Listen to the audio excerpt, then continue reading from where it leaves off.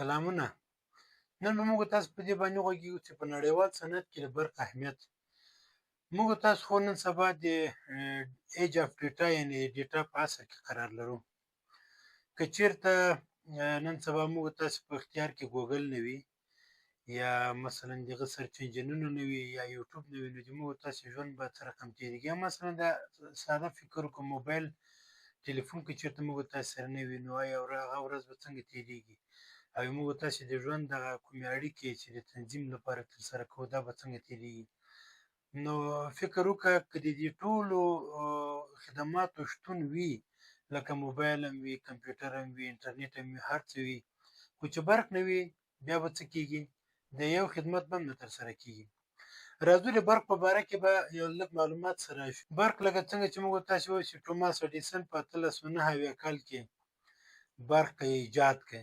ایجاد شوی نه د برق، ځکه په دې برق نه مخکې نه شتون لري په نړۍ کې. کله چې الله تعالی دا نړۍ جوړه کړې ده، نو برق هم شتون لري، ځکه چې الله تعالی په قرآن کریم کې اشاره ورته کړې وه رعد و برق، او هدف لا تلند نه ولامغه برق نه و، که نه چې موږ هغه خپله یو برق ده، تلند خپله برق ده. نو برق شتون درلوده په نړۍ کې مخکې نه. ولې دا چې اوس عصر کې یا اوس وخت کې موږ تاسو څنګه استفاده کوو، داسې استفاده کېدای شي پخوا نه وي سوي. تر ټولو اول یعنې مخکې له هر څه نه په یونان کې یو پوه کس و د ټسلي په نامه باندې، هغه 600 کاله مخکې له میلاد څخه 600 کاله مخکې له میلاد څخه هغه که برق کشف کړ. هغه څنګه کشف کړ چې یو اندروبا یا کهربا هغوی ورته ویلې، د اندروبا به یې چې ولیدله چې دې سره واړه واړه ذرات د جامد دا په مخ باندې راڅرخي او راټولیږي، نو هغه ویله چې برق شته.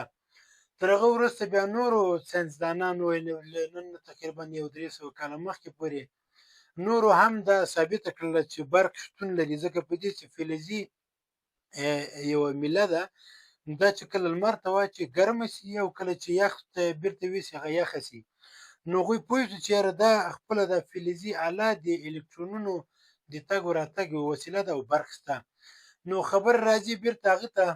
توماس اډیسن په 1809 کال کې اولین هغه جوړ کړ، بلب یې جوړ کړ، چې موږ تاسو ورته وایو چې دا ګروپ یې جوړ کړ. هغه ګروپ رڼا لپاره استفاده شو او اوس هم استفاده کېږي. دغه آیډیا د توماس اډیسن نه وروسته بیا ټسلا په ده باندې کار وکړ. ټسلا لکه دا اوس ایلان ماسک دغه کومه آیډیاګانې مخته وړي او ټسلا په نامه موټر هم جوړوي. ټسلا خپله په برق باندې هغه کړې ده. راځئ مخکې له دې نه چې هغه ته لاړ شو، د برق څلور هغه به باید موږ تاسو وپېژنو. مثلا دا هغه ده یو لاین ده د برق. په دې لاین کې موږ تاسو داسې ویلی شو چې مثلا دا برق که په جاپان کې وي 110 ولټ شبکه ده، او که مثلا موږ تاسو په وطن کې دا 220 ولټ شبکه ده. په دې لاین کې چې کوم برق داسې روان ده او ځي، دې ته موږ تاسو څه وایو؟ دې ته موږ تاسو وایو ولټیج. او په دې لاین کې چې کوم دې لاین نه وروسته مثلا فرض کړئ یو بخارۍ ده موږ ورته لګولې ده، دا 3 راډه بخارۍ د برقي چې د دې لپاره کوټه ګرمه شي. دا بخارۍ اوس څومره هغه لري ظرفیت یې باید چې موږ تاسو معلومو. په چې معلومو ظرفیت چې موږ تاسو معلومو دې ته موږ تاسو امپیر وایو. امپیر چې موږ تاسو په ای سره ښودلی شو امپیر. مثلا دا 10 امپیره ده دا بخارۍ. واټ که چېرته موږ تاسو د دې واټ معلومو، نو موږ تاسو به داسې کوو چې دا شبکه ده P is equal to یعنې P مساوي ده د چا P مساوي ده 220 ولټ ده که نه، دا ضرب دی څو 10 امپیره. څو راځي 2200. دا 2200 چې موږ تاسو ته حاصل راکړه دا موږ تاسو واټ ده، واټ هاور. یعنی په یو ساعت کې دا بخارۍ 2200 واټ مصرفوي. چې وروسته بیا موږ تاسو کیلو واټ ته چاړو، نو 2200 تقسیم پر 0 مساوي 2.2 کیلو واټ هاور. کیلو واټ هاور. ښه، موږ تاسو خو په دې باندې پوه شولو. اوس به راسو دې ته چې په نړۍ کې د برق اهمیت په نړیوال صنعت کې چې نن سبا موږ تاسې لرو، همدغه برق ده چې موږ تاسې کورونه پرې رڼا دي، همدغه برق ده چې ما ته په ټلیفون کې دا اوس چارج همدغه برق د خپل وظیفه اجرا کوي. پرته له دغه برق نه چې ټلیفون کې دا برق نه وای، دغه ویډیو ما نسو ریکارډ کولی. همدغه برق ده چې سړکونه رڼا کړي، همدغه برق ده چې پوهنتونونو ته درسي مواد په لاس کې ورکړي، همدغه برق ده چې له ډېر لرې وسیلې نه د انټرنیټ کنکشن چې برق نه وي امکان نه لري، صورت نشي نیولی. نو په اوسني عصر کې چې کوم نړیوال صنعت د طبابت ده، که د اقتصاد ده، که د نساجي ده، او که د نورو فابریکو ده، او که د اوس ای آی کې موږ تاسې قرار لرو، نو دا د همدغه برق هغه ده یو خدمت ده، یو شاهکاري ده. بغیر له برقه هېڅ امکان نه لري چې موږ تاسې په ژوند کې د دومره زیاته اسودتیا یا اسانتیا وي لکه اوس چې دي. چې برق نه وي نو دا به شتون نه لري. رابسو دې ته چې موږ تاسو خو په دې باندې پوهېږو چې برق چې تولیدېږي یا جنریټر دی یا د اوبو برق ده، خو برق نو موږ تاسې مسلکي په دې باندې خبرې وکړو چې په څو مرحلو باندې دنیا دا اوس په له څو لارو له کومو لارو نه برق ځان ته کوي. په نړۍ کې اوس چې برق موږ تاسو ته وایو چې څومره برق ده، تقریبا دا اوس شاوخوا ارقام دي 8000 تیرا واټ هاور. دا اوس په ورځني ډول باندې نړۍ کې د خلکو په اختیار کې ده. 8000 تیرا واټ هاور. 8000 تیرا واټ هاور څومره راځي؟ مساوي 28 میلیونه 1 2 3 څومره چې شي میگا واټ هاور. میگا واټ څومره ده؟ همدغه ضرب کنور. یعنی دغومره اندازه برق ده چې اوس په دنیا کې د څومره ملکونو چې برق شتون لري په دنیا کې له همدغه 28 میلیونه تیراواټ هاور اوس په نړۍ کې دا برق شتون لري. موږ تاسو داسې ویلی شو چې اوس په نړۍ کې چې برق شتون لري هغه اول تر ټولو نه فوسیل چې په انګلیش کې ورته وایي فوسیل پاور، یعنی څه؟ د سون توکو نه چې کوم شی هغه جوړېږي برق، سون توکي. په دې کې څه دي؟ تیل، ګاز، ډبرو سکاره. دا څومره ده په نړۍ کې؟ 80%.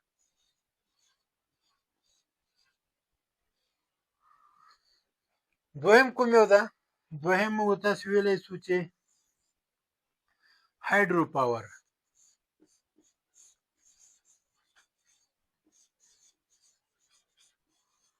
هغه برق چې د اوبو د بند له لارې نه موږ تاسې په لاس راځي، هغه څومره ده په نړۍ کې؟ دا اوس تقریبا 15%.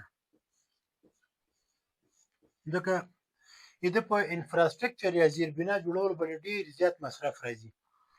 دریم موږ تاسې ویلی شو چې په نړۍ کې بل برق هم شتون لري چې موږ تاسې ورته څه وایو؟ یورانیم پاور. یورانیم پاور.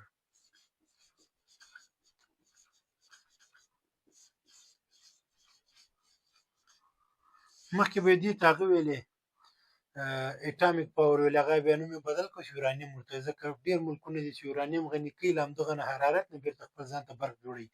دا څومره ده؟ 10% ده.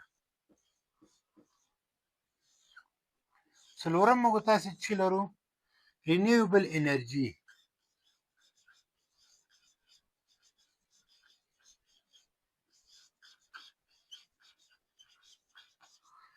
دې کې څه ده؟ سولر ده. رینیوبل انرژي دې کې څه ده؟ سولر ده. باد پکې دي چې هم په اوبو کې لګېږي هم په دښتو کې لګولي دي، او همدارنګه دې هغه ورته وایي د بایو ګیس. دې نه هم خلک نن سبا برق جوړوي چې د حیواناتو یا د ژوندي موجوداتو د فضله مواد یا سبزیجاتو دغو نه فضله پاتې شونو نه دغه هغه جوړوي، بېرته په دې کې استعمالوي. نو دا څومره ده؟ دا تقریبا 15% ده. 1500 1540 نړۍ اوس څه کوي؟ نړۍ په دې فکر کې ده چې موږ د دې په ځای باندې چې کومه پیسې په تیلو، په ګازو، په ډبرو سکرو باندې ورکوو، موږ به څه کوو؟ همدغه د سولر پاور چې ده دا به موږ دې ته هغه ورکوو، اکسپنشن ورکوو، یعنې هغه کوو به یې دې کې به وسعت ورکوو، څېړنې به پرې کوو چې دغه تر ټولو نه ښه بدیل دا کېدلی شي. دویم د وایند توربینونه چې دي، یعنې د باد د وایند توربینونه چې دي دغه ته به موږ اکسپنشن ورکوو. له نن نه یو 10 ورځې مخکې مې مقاله لوستله، جاپانیانو په سولر کې دا اوسنی چې د سولر پینلې دي اوس هم بد نه دي، ډېر ښه کارکردګي کې ډېر ښه برق جوړوي. په د همدغو سولر پینلو کې دوی یو بله تنوع کړې ده او د پلاټینیم په نامه باندې مواد په دې کې ځای په ځای کړي. دغه مواد چې دي د اوسنیو موادو ته 10 برابره زیات برق په یو پنل کې جوړېدلی شي. د به لږ نرخ ګران وي، وروسته به کېدای شي د ارزانه شي. نو دنیا اوس په دې فکر کې ده چې موږ د تیلو مصرف ته باید د پای ټکی کېږدو، د ګازو مصرف ته موږ باید د پای ټکی کېږدو، همدارنګه د ډبرو سکرو ته موږ باید د پای ټکی کېږدو. ځکه ولې چې دا چې د انوایرمنټ دا خرابوي، یعنې چاپېریال خرابوي. چاپېریال رښتیا هم ډېر زیات ککړ کړی دی. مثلا د چین غوندې غټ هېوادونه دي، د هند غوندې دي، مثلا هغه ملکونه چې په هغو کې خام مواد ډېر تولیدېږي، بنګلادیش ده او نور دغسې بعضې اروپایي ملکونه دي، هغوی مجبور دي چې ډېر زیات برق تولید کړي د خپلو کارخانو لپاره او د هغه برق لپاره ډېر زیات فوسیل مواد وسوځوي او هغه بېرته په هغه باندې تاثیرات لري، د نړۍ په انوایرمنټ یا چاپېریال باندې تاثیرات لري.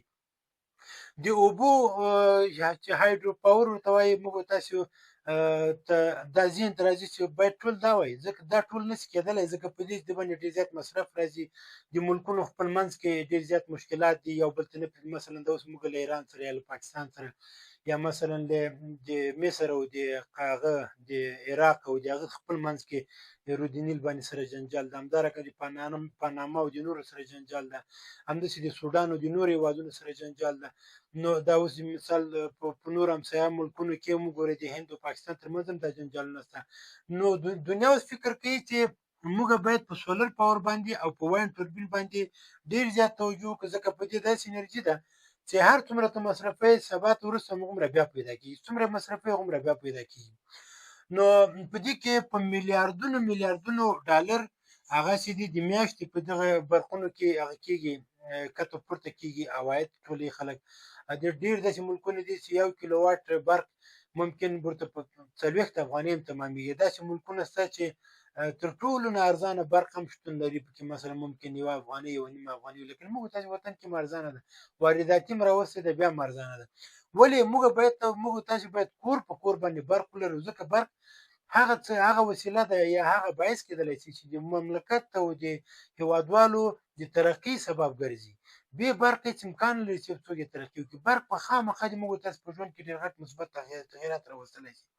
د ما ښه په یاد دی چې له نن نه 15-20 کاله مخکې نو موږ به له بالتیو نه کار اخیسته او سولر بیخي نه و راغلي. کله چې سولر راغی د موږ ژوند له 180 درجې تغییر وکړ. سولر نه وروسته چې کله انورټر راغلل، برق ژوندی سو، هغه سو، نو اوس له ښار نه په اطرافو کې ډېر زیات خلک د برق متکي دي. برق په خپل لاس هر وخت لګوی شي، هر وخت چلندوی شي. نو برق د موږ تاسې په ژوند کې ډېر مثبت تغیرات راوستي. بې برقه امکان نه لري چې سړی د ترقي وکړي. په دې هکله که تاسو څه نظر لرئ کولی شئ د کمنټ لارې موږ سره شریک کړئ. ډېره مننه.